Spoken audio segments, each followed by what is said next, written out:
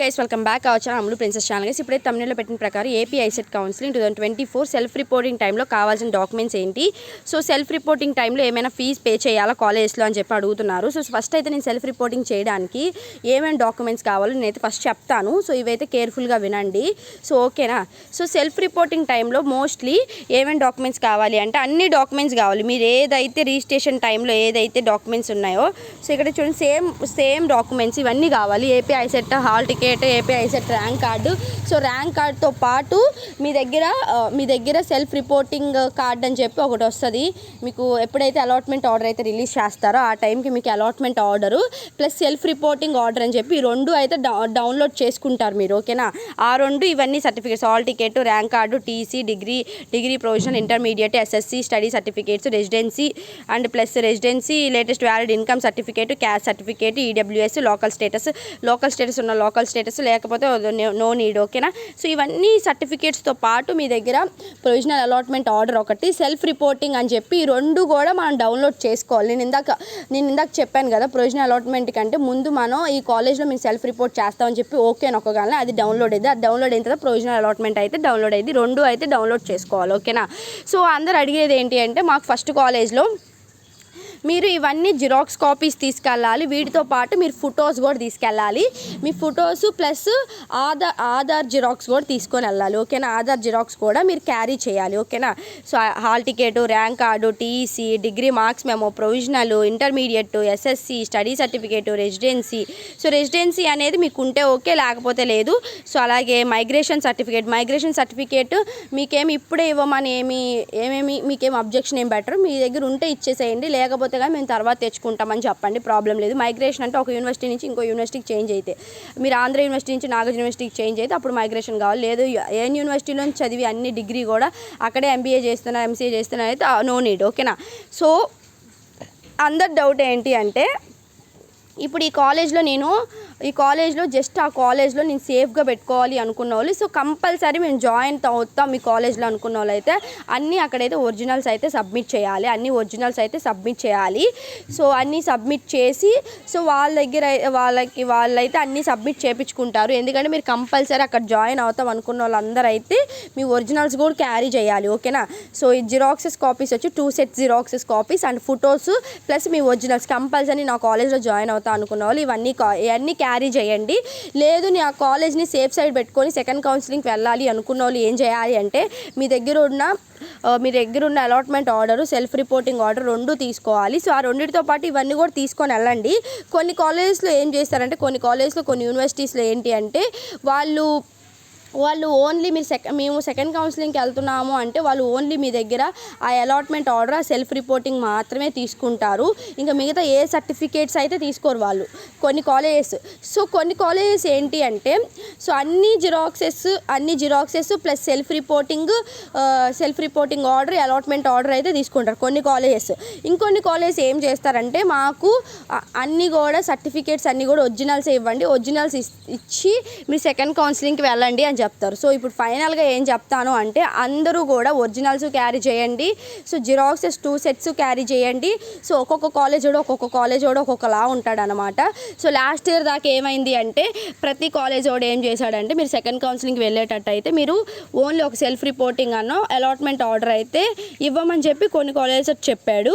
So మా టైంలో నాగార్జున యూనివర్సిటీలో ఏం చేశారు అంటే మీరు సెకండ్ కౌన్సిలింగ్కి వెళ్ళాలి అనుకుంటున్నాం కాబట్టి వాళ్ళు ఏమన్నారంటే మీ సెకండ్ కౌన్సిలింగ్కి వెళ్తున్నారు కాబట్టి మాకు only self reporting allotment order ఇవ్వండి సరిపోతుంది అన్నారు. తర్వాత మా జూనియర్స్ వచ్చిన తర్వాత ఏమన్నారు అంటే మీరు సెకండ్ కౌన్సిలింగ్కి వెళ్ళినా సరే మాకైతే ఒరిజినల్ డాక్యుమెంట్స్ అయితే ఇవ్వాలి. సో మీరైతే సెకండ్ కౌన్సిలింగ్కి వెళ్ళేటప్పుడు అయితే ఆ డాక్యుమెంట్స్ అయితే మీకు ఇచ్చేస్తామని చెప్పి వాళ్ళు చెప్పారు. అలాగే వాళ్ళ డాక్యుమెంట్స్ అయితే ఇవ్వడం అయితే జరిగిపోయింది. ఓకేనా. సో అందుకే చెప్తున్నా ప్రతి ఒక్కరు సెల్ఫ్ రిపోర్టింగ్ చేసేటప్పుడు అయితే మీ ఒరిజినల్స్ ప్లస్ మీ జిరాక్సెస్ 2 సెట్స్ ప్లస్ మీ దగ్గర ఉన్న passport size photos, Aadhaar card, so ఇవన్నీ అయితే మీరు తీసుకొని అయితే వెళ్ళాలి. ఓకేనా. సో ఇక్కడ ఇవన్నీ కూడా ఇవన్నీ hall ticket, rank card, TC, degree provisional, intermediate, SSC study certificate, residency so అలాగే అలాగే ఇన్కమ్ సర్టిఫికేట్ క్యాస్ట్ సర్టిఫికేట్ ఉన్న వాళ్ళు క్యాస్ట్ సర్టిఫికేట్, ఈడబ్ల్యూఎస్ ఉన్న వాళ్ళు ఈడబ్ల్యూఎస్, లోకల్ స్టేటస్ ఉన్న local status, migration certificate. So ఇవన్నీతో పాటు మీ దగ్గర సెల్ఫ్ రిపోర్టింగ్ ఆర్డర్ ఒకటి డౌన్లోడ్ చేసుకుంటారు, ప్రొవిజనల్ అలాట్మెంట్ ఆర్డర్, ఇవన్నీ డౌన్లోడ్ చేసుకుంటారు.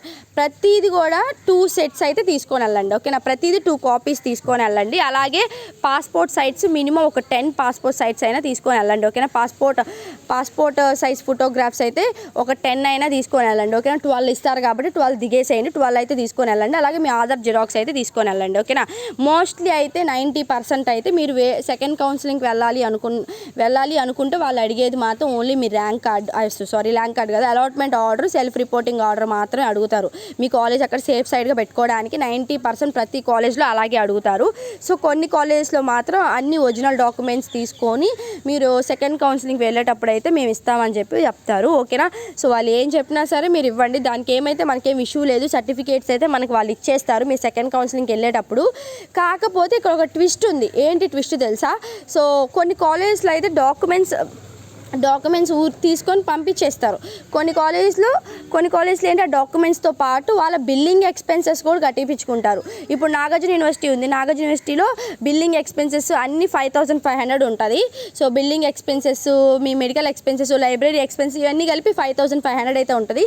సో 5500 ప్లస్ మీ ఒరిజినల్ డాక్యుమెంట్స్ అయితే ఇక్కడ ఇవ్వాల్సి వస్తుంది మీరు సెకండ్ కౌన్సిలింగ్కి వెళ్ళినా అంటారు. సో మీరు ఏం చేయాలంటే 5500 ప్లస్ ఈ డాక్యుమెంట్స్ అయితే అక్కడ పెట్టాలి. ఆ తర్వాత మీకు ఎప్పుడైతే సెకండ్ కౌన్సిలింగ్ సీట్ వస్తుందో అక్కడికి వెళ్ళిపోయేటప్పుడు అయితే ఆ 5500లో ఎంతో కొంత పర్సంటేజ్ వాళ్ళు కట్ చేసుకొని మిగతా అమౌంట్ అయితే మీకు రిటర్న్ అయితే చేస్తారు. రిటర్న్ చేసి మీ డాక్యుమెంట్స్ అయితే మీకు రిటర్న్ చేసేస్తారు.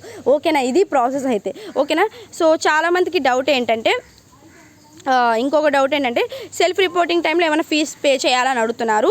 సో సెల్ఫ్ రిపోర్టింగ్ టైంలో ఫీజు అనేది పే చేయాలి. సో ఎవరు పే చేయాలి అంటే, సో ఒక మోడల్ ఏమో ఎవరైతే నెక్స్ట్ కౌన్సిలింగ్కి వెళ్ళాలి అనుకుంటున్నారో కొన్ని కాలేజ్లో అయితే వాళ్ళ ఓన్లీ ఎక్స్పెన్సెస్ అయితే కట్టించుకుంటారు. ఎక్స్పెన్సెస్ ఒక 5500 అలా కట్టించుకొని మీ ఒరిజినల్ డాక్యుమెంట్స్ తీసుకొని వాళ్ళు మీ సీట్ అనేది సేఫ్ సైడ్గా అయితే పెడతారు. ఓకేనా, కొన్ని కాలేజ్లో అయితే ఫీజు ఏం కట్టించుకోకుండా మీరు సెకండ్ కౌన్సిలింగ్కి వెళ్ళాలనుకుంటున్నారు కదా, ఓన్లీ మీ self reporting order, allotment order ఇచ్చేసి వెళ్ళిపోమని చెప్తారు. ఓకేనా, సో ఎవరు ఫీజు పే చేయాలో నేను ఇప్పుడు క్లారిటీగా చెప్తాను. ఖచ్చితంగా అక్కడ కాలేజ్లో జాయిన్ అవ్వాలి అనుకున్న వాళ్ళు మీకు ఫీజు అయితే వస్తుంది.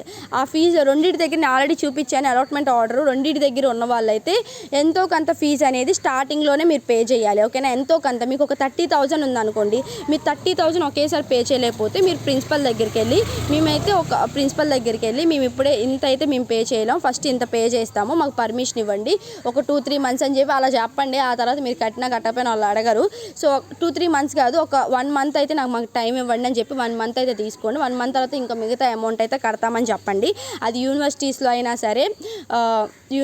అయినా సరే ప్లస్ ప్రైవేట్ కాలేజ్లో అయినా సరే. యూనివర్సిటీలో ఎవరికైతే ఫీజు రియంబర్స్మెంట్ అయితే రాదో, ఫీజు రియంబర్స్మెంట్ రాని వాళ్ళకైతే రెండింటి దగ్గర అమౌంట్ ఉంటుంది. సో రెండింటి దగ్గర అమౌంట్ అయితే ఉంటుందో వాళ్ళైతే ఖచ్చితంగా మీరు ఆ కాలేజ్లో జాయిన్ అవ్వాలి అనుకుంటే ఫీజు అయితే ఎంతో కొంత పే చేయాలి స్టార్టింగ్లోనే. సో లేదు మేము ఆ కాలేజ్లో జాయిన్ అవ్వము, మేము సెకండ్ కౌన్సిలింగ్కి వెళ్తామంటే వాళ్ళ రూల్స్ ప్రకారం వాళ్ళు ఏమడిగితే ఒరిజినల్ డాక్యుమెంట్స్ ప్లస్ వాళ్ళు ఏమన్నా బిల్లింగ్ ఎక్స్పెన్సెస్ ఏమన్నా అడిగితే 5500 6000 అడిగితే అది పే చేయాలి. ఓకేనా, ఇంకా ఏ కాలేజ్ ఫీ అయితే పే చేయాల్సిన అవసరం అయితే లేదు. ఓకేనా, సో ఎవరైతే కంపల్సరీ మేమైతే అక్కడ జాయిన్ అవ్వాలి అనుకుంటాము, ఎవరికైతే ఫీజు రియంబర్స్మెంట్ అయితే రాదు, అది ప్రైవేట్ కాలేజ్లో అయినా తర్వాత యూనివర్సిటీస్లో కూడా కొంతమంది ఫీజు రియంబర్స్మెంట్కి అయితే అప్లికబుల్ ఉండరు. ఎందుకంటే వాళ్ళ పేరెంట్స్ గవర్నమెంట్ ఎంప్లాయీస్ అవ్వచ్చు, లేదంటే వాళ్ళ ఇన్కమ్ అనేది 3 lakhs అబోవ్ ఉన్న వాళ్ళకి కూడా ఫీజు రియంబర్స్మెంట్ అనేది రాదు. కాబట్టి సో ఎవరికైతే ఫీజు రియంబర్స్మెంట్ రాదు వాళ్ళందరూ ఆ కాలేజ్లో పక్కా జాయిన్ అవ్వాలి అనుకుంటే కానీ సో వాళ్ళ అలాట్మెంట్ ఆర్డర్లో ఫీజు అనేది రెండింటి దగ్గర ఉంటుంది. సో రెండింటి దగ్గర ఉన్నప్పుడు సో ఖచ్చితంగా మనం పే చేయాలి, ఎంతో కొంత ఖచ్చితంగా అయితే పే చేయాలి. సో మీరు ఒకేసారి ఆ 40,000 ఆ 30,000 పే చేయలేకపోతే ప్రిన్సిపల్ దగ్గరికి వెళ్ళి పర్మిషన్ అయితే తీసుకోవచ్చు, వాళ్ళు పర్మిషన్ అయితే ఇస్తారు. ఓకేనా,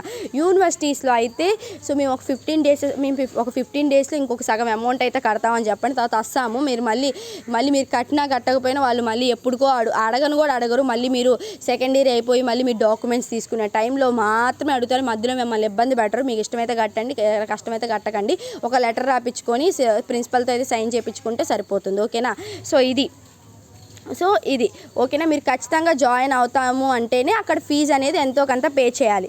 ఎవరికైతే ఫీజు రియంబర్స్మెంట్ రాదో వాళ్ళందరూ ఎంతో కొంత పే చేయాలి. సో ప్రైవేట్ కాలేజ్కి ఫీజు రియంబర్స్మెంట్ రాదు కాబట్టి సో వాళ్ళకి రెండింటి దగ్గర అమౌంట్ వస్తుంది అలాట్మెంట్ ఆర్డర్లో. సో రెండింటి దగ్గర అమౌంట్ వచ్చినప్పుడు మీరు కాలేజ్కి సెల్ఫ్ రిపోర్టింగ్కి వెళ్ళినప్పుడు మీకు ఖచ్చితంగా ఆ కాలేజ్లో జాయిన్ అవుతాం అనుకుంటే ఎంతో కొంత పే చేయండి. ఇఫ్ ఇన్ కేస్ మేము ఆ కాలేజ్ జాయిన్ అవ్వం, మేము సెకండ్ కౌన్సిలింగ్కి వెళ్తామంటే వాళ్ళ రూల్స్ ప్రకారం వాళ్ళు ఒరిజినల్ డాక్యుమెంట్స్ ఇవ్వమంటే ఒరిజినల్ డాక్యుమెంట్స్ ఇవ్వాలి. లేదు ఒరిజినల్ డాక్యుమెంట్స్ వద్దు, మాకు only allotment order self reporting ఇచ్చేసి వెళ్ళిపోండి అంటే మీరు వెళ్ళిపోండి. లేదు మాకు ఒరిజినల్ డాక్యుమెంట్స్తో పాటు మాకున్న ఎక్స్పెన్సెస్ 5,000 అయితే 5,000, 6,000 అయితే 6,000 ఈ ఎక్స్పెన్సెస్ కట్టండి. ఈ ఎక్స్పెన్సెస్ కట్టి మీ సీట్ అయితే రిజర్వ్ చేసుకోమని చెప్తారు. వాళ్ళ రూల్స్ ప్రకారం మీరైతే అది చేయాల్సి వస్తుంది, తప్పదు ఇంకా. సో వేరే ఆప్షన్ అయితే లేదు ఓకేనా. ఎవరైతే ఖచ్చితంగా మేము ఆ కాలేజ్లో జాయిన్ అవుతాం అనుకున్న వాళ్ళు మాత్రమే అక్కడ, ఎవరైతే కాలేజ్లో జాయిన్ అవుతాం అనుకున్న వాళ్ళు ఫీజు రియంబర్స్మెంట్ రానోళ్ళు మాత్రమే అక్కడ పే చేయాలి ఓకేనా. సో గవర్నమెంట్ కాలేజ్లో ఫీజు రియంబర్స్మెంట్ అయితే వస్తుంది. సో ఫీజు రియంబర్స్మెంట్ ఎవరికైతే వస్తుందో వాళ్ళైతే సెల్ఫ్ రిపోర్టింగ్ టైంలో ఏ ఫీజు కూడా పే చేయాల్సిన అవసరం అయితే లేదు. మేము ఖచ్చితంగా ఆ కాలేజ్లో జాయిన్ అవుతాం అనుకున్న వాళ్ళు ఎవరికైతే ఫీజు రియంబర్స్మెంట్ వస్తుందో ఫీజు రియంబర్స్మెంట్ వచ్చిన వాళ్ళు అక్కడ ఏది కూడా మీరైతే పే చేయాల్సిన అవసరం లేదు. జస్ట్ ఎక్స్పెన్సెస్ అమౌంట్ అయితే పే చేయాలి ఓకేనా. మీరు ఖచ్చితంగా కాలేజ్లో జాయిన్ అవుదాం అనుకున్న వాళ్ళు అయితే ఫీజు రియంబర్స్మెంట్ వచ్చిన వాళ్ళు అక్కడ ప్రతి కాలేజ్కి ఇంత అని చెప్పి building expenses, library expenses, medical expenses అని మా యూనివర్సిటీకి అయితే 5,500 అయితే ఎక్స్పెన్సెస్ అయితే ఉంటాయి. సో 5,000 ఎక్స్పెన్సెస్ అయితే కట్టడం అయితే జరుగుతుంది. ఇంకా మీరు ఏ కాలేజ్ ఫీ అయితే కట్టాల్సిన అవసరం లేదు. మీకు ఎప్పుడైతే స్కాలర్షిప్ పడుతుందో అప్పుడే మీరు కట్టాలి, ఇంకా అంతకు మించి కట్టేది అయితే ఏం లేదు ఓకేనా. సో ఎవరికైతే ఫీజు రియంబర్స్మెంట్ వస్తుందో వాళ్ళైతే ఓన్లీ ఎక్స్పెన్సెస్ అయితే కట్టాలి. సో ఎవరికైతే ఫీజు రియంబర్స్మెంట్ అయితే రాదో వాళ్ళు ఏం చేయాలంటే ఫీజు కూడా పే చేయాలి. ఫీజుతో పాటు ఎక్స్పెన్సెస్ కూడా 5,500 అయితే 5,500, 6,000 అయితే 6,000 రెండు కూడా పే చేయాల్సి వస్తుంది ఓకేనా. మీ దగ్గర మొత్తం అమౌంట్ కట్టే ఓపిక ఉంటే మొత్తం అమౌంట్ ఆ బిల్డింగ్ ఎక్స్పెన్సెస్ కూడా కట్టేసేయండి. సో నేను జాయిన్ అయినప్పుడు నాకు సెల్ఫ్ ఫినాన్స్లో వచ్చింది. మా డాడీ గవర్నమెంట్ ఎంప్లాయ్ కదా, నాకు ఫీజు రియంబర్స్మెంట్ లేదు. సో నాకు కట్టుకునే స్తోమత ఉంది కాబట్టి నేను ఫీజు మొత్తం కట్టేశాను. అలాగే బిల్డింగ్ ఎక్స్పెన్సెస్ 5,500 మొత్తం 40,000 అయితే నేను కట్టేశాను. ఇయర్ ఫీజు అయితే కట్టేయడం అయితే జరిగింది. అది చెప్తున్నా, ఫీజు రియంబర్స్మెంట్ ఎవరికైతే రాదో వాళ్ళు ఖచ్చితంగా ఆ కాలేజ్లో జాయిన్ అవ్వాలి అనుకున్న వాళ్ళు అయితే జాయిన్ అయిపోతాము, మాకు అదే ఇంకా ఫిక్స్, ఆ కాలేజ్ నుంచి ఇంకా మేము మారం, సెకండ్ కౌన్సిలింగ్కి వెళ్ళాం అనుకున్న వాళ్ళు అయితే అక్కడ మీ కాలేజ్ ఫీ అనేది ఎంతో కొంత పే చేయాలి. ఫీజు రియంబర్స్మెంట్ రాని వాళ్ళు ఎంతో కొంత ఫీ పే చేయాలి. అలాగే మెడికల్ ఎక్స్పెన్సెస్ ఇవన్నీ కూడా ఒక 5,000, 6,000 ఉంటాయి. ఆ ఫీజు కూడా మీరు పే చేయాలి ఓకేనా. సో మీరు ఒకేసారి ఫీజు పే చేయలేకపోతే సగం ఫీజు పే చేసి ఇంకో సగానికి పర్మిషన్ అయితే తీసుకోండి. ప్రిన్సిపల్ ఆఫీస్కి వెళ్ళి ప్రిన్సిపల్ దగ్గరికి వెళ్ళి పర్మిషన్ అయితే ప్రిన్సిపల్ హెచ్ఓడి అయితే హెచ్ఓడి సో వెళ్ళి తీసుకోండి ఓకేనా. యూనివర్సిటీలో వస్తే కానీ ప్రిన్సిపల్ దగ్గరికే వెళ్ళాలి, అదే కాలేజ్లో అయితే హెచ్ఓడి దగ్గర అయితే తీసుకుంటే సరిపోతుంది ఓకేనా. మీకు ఈ వీడియోతో ఒక క్లారిటీ వచ్చినట్టుంది. ఒక క్లారిటీ రాకపోతే కానీ కింద కమెంట్ చేయండి మీకు ఎలా అనిపించిందో. సో నేను ఆఫీస్కి వెళ్తూ కూడా మీకు వీడియో చేసి వెళ్ళాలని చెప్పి నేను ఇంతసేపు అయితే ఆల్రెడీ నాకు టైం కూడా అయిపోతుంది. సో అయితే మీకు ఒక క్లారిటీ వచ్చింది అనుకోండి. ఫైనల్గా ఇంకా మళ్ళీ ఇంకొకసారి చెప్తున్నాను. సో ఇది లాస్ట్ పాయింట్, ఇంకా అయిపోద్ది వీడియో. సో మీరు లాగ్ అనుకోకండి. నేను ఎందుకు ఇంతలాగా చెప్తున్నానంటే మీకు మళ్ళీ అర్థం కాకపోతే మళ్ళీ మీరు సఫర్ అవుతారని చెప్పి నేను ఇంతలా చెప్తున్నాను, అంతకుమించి ఏం లేదు. సో సెల్ఫ్ రిపోర్టింగ్ టైంలో మీకు ఎవరికైతే ఫీజు రియంబర్స్మెంట్ రాదో వాళ్ళు ఖచ్చితంగా అక్కడ జాయిన్ అవుతాం అనుకుంటే మీరు ఖచ్చితంగా మాకు ఆ కాలేజ్ ఫిక్స్, ఇంకా మేము సెకండ్ కౌన్సిలింగ్కి వెళ్ళాం, ఆ కాలేజ్ ఇంకా మాకు ఫిక్స్ అనుకున్న వాళ్ళు మాత్రం మీకు ఫీజు రియంబర్స్మెంట్ రాకపోతే మీకు రెండింటి దగ్గర అమౌంట్ వస్తుంది. అమౌంట్ వచ్చినప్పుడు మీకు ఫీజు రియంబర్స్మెంట్ రాకపోతే రెండింటి దగ్గర అమౌంట్ వస్తుంది. మీరు ఫీజు రియంబర్స్మెంట్కి ఎలిజిబుల్లో కాదో మీకు ముందే తెలుసు, ఎందుకంటే మీరు ఇన్కమ్ సబ్మిట్ చేసి ఉంటారు. సో అప్పుడు మీరు ఏం చేయాలి అంటే మీకు ఫీజు రియంబర్స్మెంట్ రాని వాళ్ళు ఎంతో కొంత కాలేజ్ ఫీ అనేది పే చేయాలి. ఆ పేతో పాటు ఎక్స్పెన్సెస్ ఉంటాయి, ఆ ఎక్స్పెన్సెస్ అయితే పే చేయాలి. ఎవరికైతే ఫీజు రియంబర్స్మెంట్ వస్తుందో వాళ్ళైతే కాలేజ్ ఫీ అయితే పే చేయాల్సిన అవసరం లేదు, వాళ్ళ ఎక్స్పెన్సెస్ పే చేస్తే సరిపోతుంది ఓకేనా. వాళ్ళ ఎక్స్పెన్సెస్ అయితే పే చేస్తే సరిపోతుంది ఓకేనా. సో సెకండ్ కౌన్సిలింగ్కి వెళ్తాము అనుకున్న వాళ్ళు అయితే వాళ్ళ రూల్స్ ప్రకారం వాళ్ళు జిరాక్స్ కాపీ ఇచ్చేయమంటే జిరాక్స్ కాపీ ఇవ్వండి. లేదు మాకు ఒరిజినల్ డాక్యుమెంట్స్తో పాటు మా ఎక్స్పెన్సెస్ కూడా పే చేయాలనుకుంటే మీరు ఎక్స్పెన్సెస్ కూడా వాళ్ళ ఒరిజినల్ డాక్యుమెంట్స్ కూడా అయితే ఇచ్చేసేయండి, ప్రాబ్లం ఏం లేదు. మీరు నెక్స్ట్ కౌన్సిలింగ్కి వెళ్ళేటప్పుడు అయితే వాళ్ళు ఇస్తారు, దానికైతే ఏ ఇష్యూ అయితే లేదు. సో ఒక క్లారిటీ అయితే వచ్చింది అనుకుంటున్నా. సో ఇది ఒక క్లారిటీ అయితే ఓకేనా. సో ఒక క్లారిటీ మీకు క్లియర్నెస్ అన్నీ వచ్చినాయి అనుకుంటున్నా ఈ వీడియోతో. ప్లీజ్ దయచేసి అర్థం చేసుకోండి. Thank you for watching. Signing off Ammulu princess. మీకు ఇంకేమైనా డౌట్స్ ఉంటే కింద కమెంట్ చేయండి. రేపైతే లైవ్ పెట్టుకుందాం, మీకు మంచి మంచి కాలేజ్ మీరు అనుకున్న కాలేజ్ రావాలని కోరుకుంటున్నాను. సో అలాగే అలాట్మెంట్ ఆర్డర్ రిలీజ్ చేయగానే మళ్ళీ నేను దీని మీదనే మళ్ళీ ఇంకో వీడియో కూడా నేను చేస్తాను ఓకేనా. ఫీ పే చేయాలా లేదా మళ్ళీ చేస్తాను ఓకేనా. మీకు ఇంకోసారి క్లారిటీ ఇస్తాను. Thank you for watching. Signing off Ammulu princess.